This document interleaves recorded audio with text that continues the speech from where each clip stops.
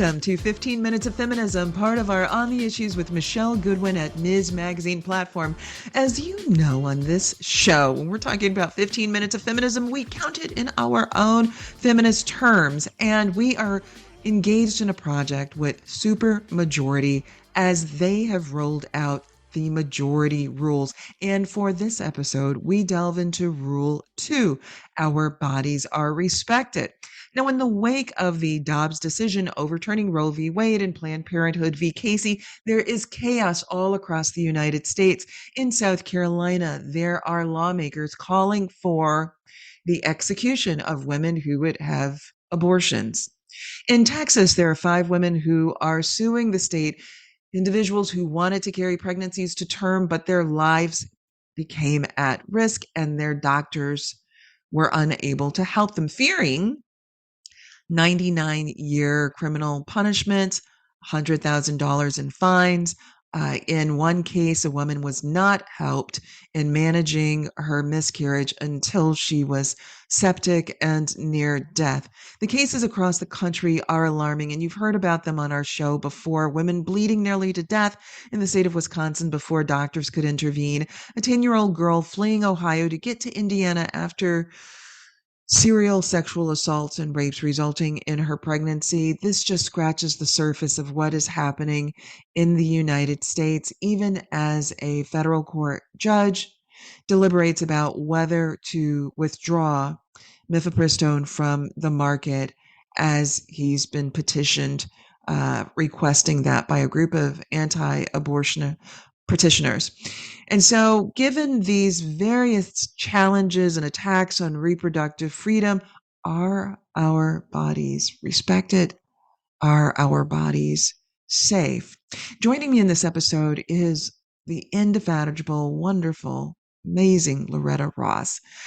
She's an activist, educator, author, and co-founder of Sister Song, Women of Color Reproductive Justice Collective, and the co-creator of the theory of reproductive justice. Loretta Ross has traveled the world at the invitation of leaders and activists to speak about reproductive justice, and in 2022, she received the MacArthur Genius Fellowship and grant. She is currently an associate professor for the study of women and gender at Smith College. I couldn't be more pleased than to have her join us for this episode. Loretta, it is always a pleasure for me to have you on the show and to be in conversation with you. And by the way, congratulations on the MacArthur Fellowship. Thank you very much.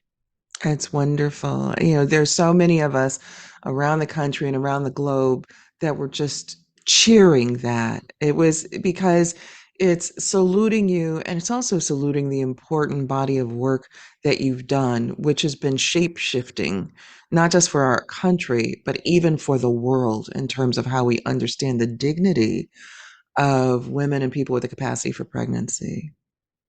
Thank you again. It was an honor and totally unexpected, but I'm gratified. I'm grateful. Thank you. Thank you so much. So, we're discussing today important issues that are part of a project that we are doing at Ms. Magazine in the studios with Supermajority, where we're really unpacking what it means for women in democracy. So often the concerns of women are held in silos and not seen as matters that are fundamental to the politics of our country, fundamental to democracy.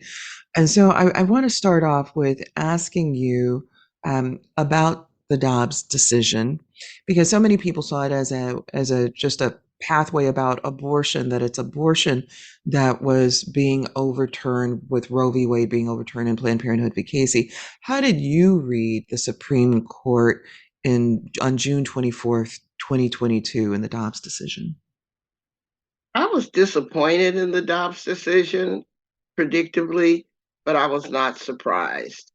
I've studied the white supremacist movement for the last 30 years, and one of the things they are absolutely obsessed about is controlling the wombs of white women, because nobody who pays attention to racial politics in this country think that the white supremacists who have now taken over the Republican Party believe that they care about birthing more brown or black babies. It's all about compelling white women, coercing white women through assaults on abortion, sex education, and birth control to have more babies. So, my best advice to those who are angry about the Dobbs decision is to have an intersectional analysis because it's not just about gender, it's about race as well.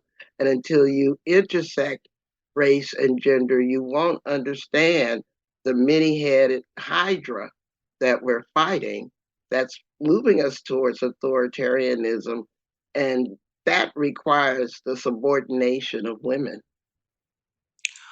Well, in fact, that would seem to connect so directly with the framework of reproductive justice itself. Can you tell listeners a bit about what that means? Because it's a term that now has been spread like butter in so many spaces and ways, but how should people understand what reproductive justice actually means? Well, reproductive justice is the result of splicing together reproductive rights and social justice. And the 12 Black women who created it in 1994, of which I was one, felt that abortion was always isolated from the social justice issues in which people make their reproductive decisions. If they have good health care or job security or housing security or education security, that's going to probably turn an unplanned pregnancy into a wanted pregnancy. But if they have bad answers to those social justice questions, they may even turn a planned pregnancy into an abortion. And so we offered a critique as Black women that one has to go far upstream to understand people's reproductive decision making and not just focus on the pregnancy, because you have to pay attention to what was going on in the person's life before the pregnancy. And so reproductive justice was created in response to this dilemma to talk about the right not to have a child, joining us with the pro choice movement in supporting abortion and birth control and abstinence, but because we were Black women who created this framework and had to always respond to strategies of population control and the criminalization of our pregnancies and our wombs, that we had to fight equally hard for the right to have the children that we want to have and to control the conditions under which we have these children, which of course has spawned another movement called birth justice, the right to use midwives and doulas or refuse an unnecessary C-section or something like that. And neither the pro-choice nor the pro-life movement pay sufficient attention to what happens to the children once they're born. And so that's the third tenet of reproductive justice, the right to raise our children in safe and healthy environments. And this brings us into conversation with both biological and non biological issues like tax policies or gun violence or environmental problems like climate change or whether or not children have health care, those kinds of things.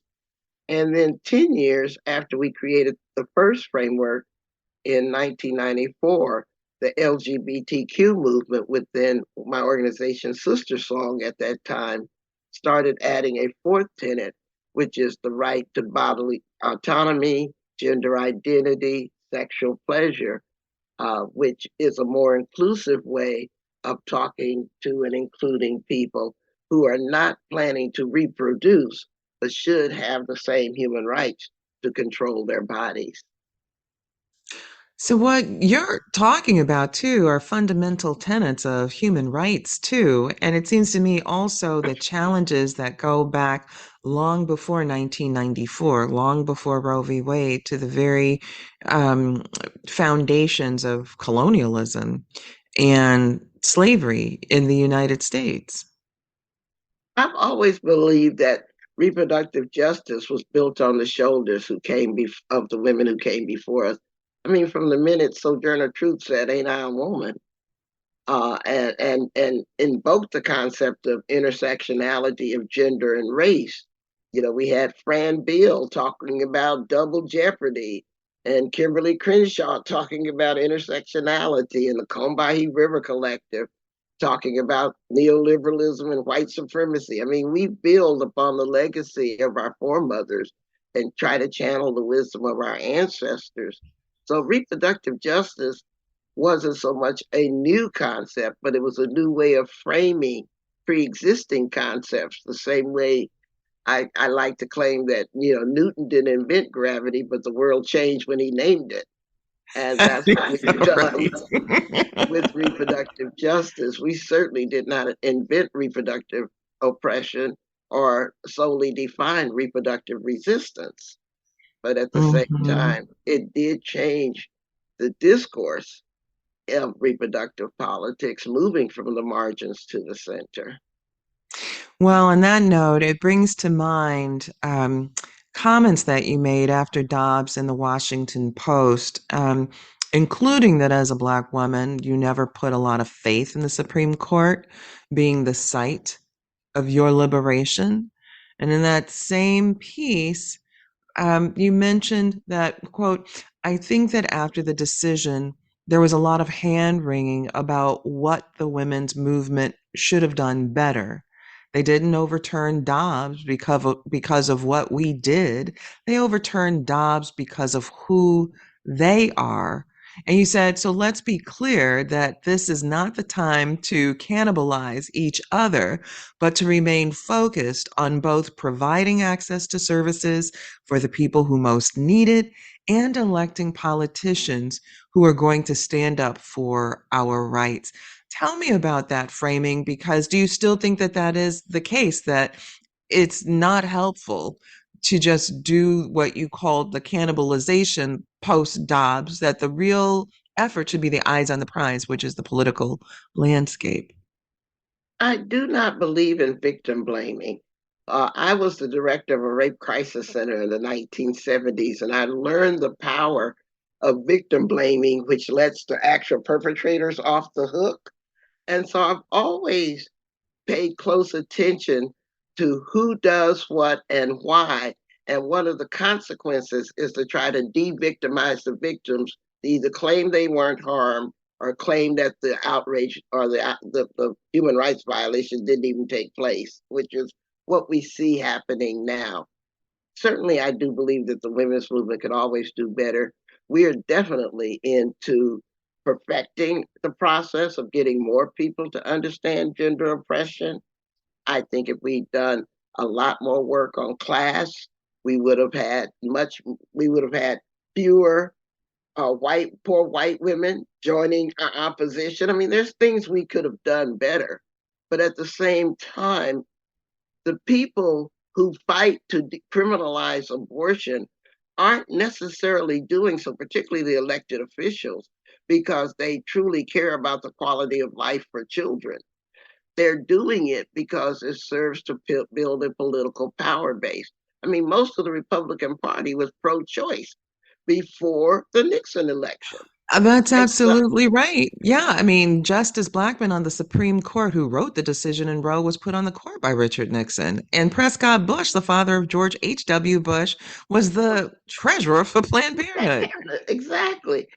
It's interesting when you look at abortion politics through a racial lens, because when abortion and family planning was pitched as a way to control Black and Brown communities experiencing civil unrest, you had Republicans all supporting it. Yet when it was pitched as a women's empowerment process, of which white women were availing themselves of the services, that's when they started fomenting opposition to it, kind of like Martha Ward in her book, Poor Women, Powerful Men, documented how white opposition to family planning became racialized with the beginning of family planning programs across the country. They were okay as long as Black and brown and women went to them and really were fiercely It's so dismayed interesting. by white women Yeah. going to them. It's so interesting the way in which you frame that, which of course so much accuracy, but I think about that within the context of Dobbs itself, the work that race does in the decision where the Supreme Court compares Plessy v. Ferguson, which introduced separate but equal, simply establishing or profoundly establishing a second class citizenship of Black people. But the court compares that case to Roe v. Wade. That Roe, that Roe is a Plessy, right? And such that if you really don't understand and think this through, right, then you could think about Roe as somehow setting then back Black people, but that's not it, right? I mean, it's the court contorting itself to tell a kind of racialized narrative that's inaccurate, but that can be incredibly seductive. Well, it's not only seductive, but it can be persuasive by someone who doesn't actually think this through. I mean, no Black woman has ever had an abortion because she's surprised that her baby's going to be Black. I mean, that just does not happen. And so, Loretta. I mean, think about it. Oh, I don't want to have this Black baby, even though I'm Black. I mean, this, of course, never happened. So you have to use this tortured circular logic that claims that there's a conspiracy against Black people by abortion providers in order to eliminate a race of people, of course, that denies that Black women are intelligent enough to think for ourselves. So it's sexist to have that kind of thinking. It seeks to drive a racial wedge into the pro choice movement, claiming that the only reason that we support women's human rights is to eliminate Black people, which is absolutely crazy. And there's always more than a tinge of anti Semitism in there because they want to compare it to the Holocaust and claim that Jewish people run the abortion industry that's trying to eliminate Black people. But they use that same kind of anti Semitic theory to claim that the civil rights movement would not have been so successful if it hadn't been for the manipulation of Jewish people. And so when you put it all together in a coherent analysis, you see how they're grasping at straws to try to make a lucid case for denying women the right to bodily autonomy and self-determination, and they're trying to use the question, the racial justice claims as a way to bolster what is really a stupid analysis. As I said, no Well, Black woman is surprised she's going to have a Black baby. sure. And, to your point, it's actually something that Justice Thomas has been pushing, and we've seen this at the state level too. But, this claim that abortion is about Black genocide and eugenics. And, part of the strangeness of that and the deceptive quality of it and the cynicism of it is that in 1927, when the United States Supreme Court takes up this question of eugenics, it involves a young white girl, Carrie Buck, 16 years old, who's been raped and has a child out of wedlock. And it's no mystery in terms of who she is because the Supreme Court articulates who she is. They say Carrie Buck is a poor young white girl, right? And so that too, to your point that unless you read and read with some clarity, it's possible to be hoodwinked behind the way in which these arguments are made that are meant to foment fear, and that also do this work of anti-Semitism and do the work of racism as well. Well, Carrie Buck was targeted by a doctor who actually just wanted to get a contract to sterilize people, women in institutions. She was targeted though not because she was white, but because she was off-white. Because eugenics is the obsession with perfecting white people, which is kind of this racial fiction of racialized people. But part of that fiction is the belief that we can breed better white people and eliminate racial competition from all others. But even then, it has to be the right kind of white. And because Carrie Buck was poor, a rape survivor, had no one to defend her, she was preyed upon by a doctor who simply was seeking contracts to sterilize women in institutions. And he actually victim shopped in order to find and locate Carrie Buck.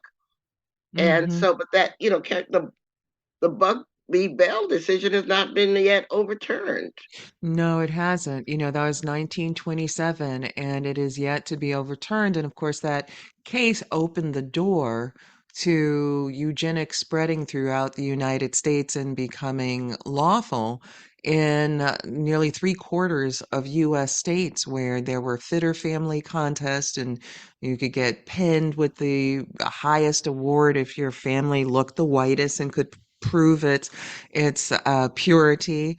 And that law, that legal framework, led to the coercive sterilization of at least 60,000 people in the United States. In movie theaters, the coming attractions were often how many people were sterilized in a given state. That's just how much the kind of fervor for eugenics spread. But to the point that you were making, it was about perfecting whiteness. And today, what's interesting is the Supreme Court parading that in abortion discourse as having targeted Black people in its early iterations, when in fact it was something very different. It was really about perfecting whiteness amongst white people.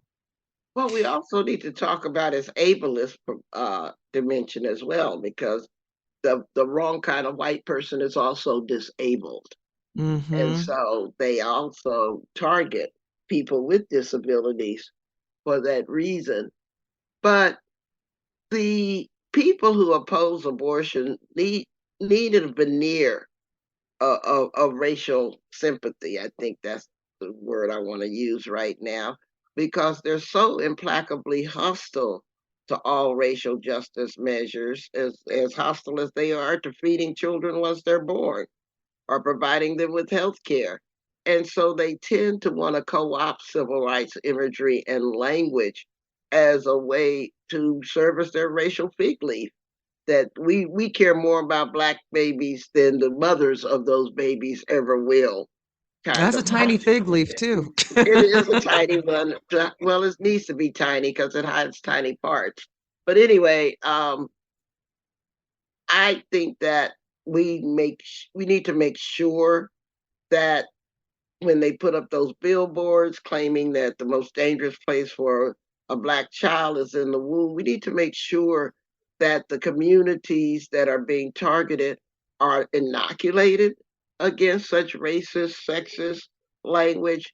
But they also put up a lot of those billboards in the white community where there aren't any African Americans in any sizable number. And that is to make white communities feel guilty and feel like they're being called racist if they support reproductive justice or abortions more specifically. And so we do need to strengthen our movements to inoculate it against this. But I want to just take a different tact, if you don't mind me indulging myself.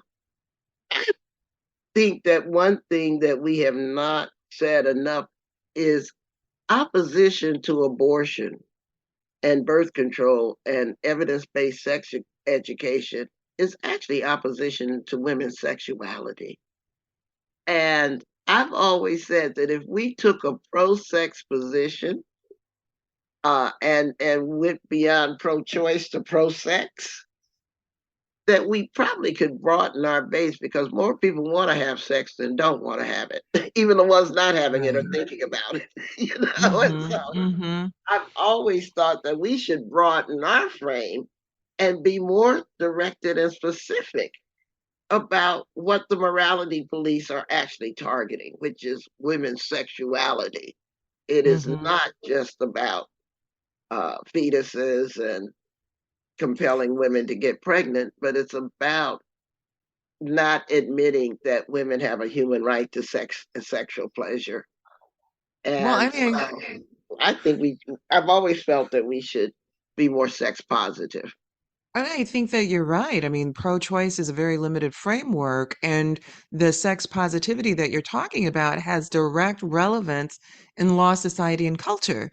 When you have a society that is built upon laws that say it's permissible to rape your wife, laws that make it such that fathers may be waived out of punishments if they rape their daughters, laws that make it such that so long as you beat your wife with something that is no thicker than the width of your thumb, that it's Right. okay.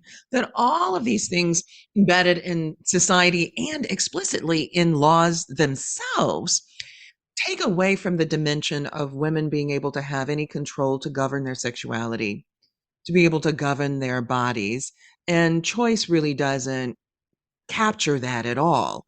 But you are absolutely right. This is about both substantively and then also thinking symbolically about it. The ability to be able to have pleasure, desire, control when and how you want to have sex. And you see so many strictures limiting the sexuality of women under the rubric that men cannot control themselves around women. So it's about what we wear, how we walk, how we talk, and I'm like, wait a moment. Why are we focusing on controlling the victims of the male gaze instead of restricting the male gaze? And so I've always thought that we should be the pro sex movement Wow. of Well, the here it world. is. I'm so glad that you said that, and I'm glad it is part of this episode. So, before I let you go, I have one question for you, and then the standard question that comes as part of our platform where we're always asking about a silver lining. But before we get to the silver lining, supermajority super rule asserts that the people most impacted must be at the forefront of the solutions. And when it comes to issues of reproductive justice and autonomy, I'm wondering what you see that as looking like and who should be leading that kind of conversation. I use a much more, uh, I guess, divergent analysis because I think it takes every generation, every identity, every way of thinking almost to lead a struggle for power and justice. I mean, when I was at the Rape Crisis Center, yes, the women who had been raped had a voice in what needed to be done to address rape survivors. At the same time, our model for how we wanted to raise our daughters should be built on people who had never been raped, so that we could envision the world that we wanted, not just the world we had endured, and Mm, so mm. I think that Wisdom and pearls. Mm, that's really important. So I don't necessarily say that the people who have most been harmed are hmm the ones who should have ultimate decision making or singular decision making. I think it takes all of us because as a rape survivor myself, I don't know what it's like to have a childhood free of childhood sexual abuse. I need people to model for me what that looks like because hmm that's the world I want to build. mm, mm. Wow. I just want for our listeners to sit with that for a moment because I think that's taken for granted, right? What it means, like what's the aspiration, and people who know what it's like to live in a space where they've not encountered horror, terror, and kind of tragedy in their lives, and how we sew and stitch together in common community what can be a future. Well, with that, turn to my last question. But the reality is, I spent a whole lot of time with you, Loretta. A whole lot of time. Whole lot of time. So I ask our guests about a silver lining because so much can be dark. And when we think about the Supreme Court's decision in Dobbs, and I appreciate how you mentioned other concerns such as gun violence, climate, so many other issues that were also part of that Supreme Court term. It wasn't just Dobbs. The day before Dobbs, the Supreme Court issuing a decision in the Bruin case, striking down a New York law that was about gun control, essentially. So, in light of all that can be dark, what do you see as a light, as a silver lining going forward? I actually think that the human rights movement has the winning hand. I think that our opponents think that they're fighting us, but I think they're actually fighting forces way beyond their control because they're fighting truth. They're fighting evidence, they're fighting history, and most of all, they're fighting time. And I do not believe that these bozos in these suits that are trying to roll us back to the 19th century are strong enough to defeat truth, evidence, history, and time. And so we hold a winning hand, though it doesn't feel like it right now. And my biggest fear is that we'll snatch defeat from the jaws of victory by turning on each other instead of turning to each other. Loretta Ross, it has been my pleasure to spend this time with you. Thank you for joining us at Ms. Magazine and Ms. Studios. Thanks for having me. Guests and listeners, that's it for today's episode of On the Issues with Michelle Goodwin at Ms. Magazine. I want to thank each of you for tuning in for the full story and engaging with us. We hope you'll join us again for our next episode where you know we'll be reporting, rebelling, and telling it just like it is. For more information about what we discussed today, head to MsMagazine.com and be sure to subscribe. And if you believe, as we do, that women's voices matter, that equality for all persons cannot be delayed, and that rebuilding America and being unbought and unbossed and reclaiming our time are important, then be sure to rate, review, and subscribe to On the Issues with Michelle Goodwin at Ms. Magazine in Apple Podcasts, Spotify, iHeartRadio, Google Podcasts, Stitcher, wherever it is that you receive your podcast. We are ad-free and reader-supported. Help us reach new listeners by bringing this hard-hitting content in which you've come to expect and rely upon by subscribing. Let us know what you think about our show, and please support independent feminist media. Look for us at MsMagazine.com for new content and special episode updates. And if you want to reach us, please do so. Email us at ontheissues@MsMagazine.com. We do read our mail. This has been your host, Michelle Goodwin, reporting, rebelling, and telling it just like it is. On the Issues with Michelle Goodwin is a Ms. Magazine joint production. Michelle Goodwin and Kathy Spiller are our executive producers. Our producers for this episode are Roxy Zoll, Oliver Hogg, and also Allison Whelan. Our social media content producer is Sophia Panagrahi. The creative vision behind our work includes art and design by Brandy Phipps, editing by Will Alvarez and Natalie Holland, and music by Chris J. Lee.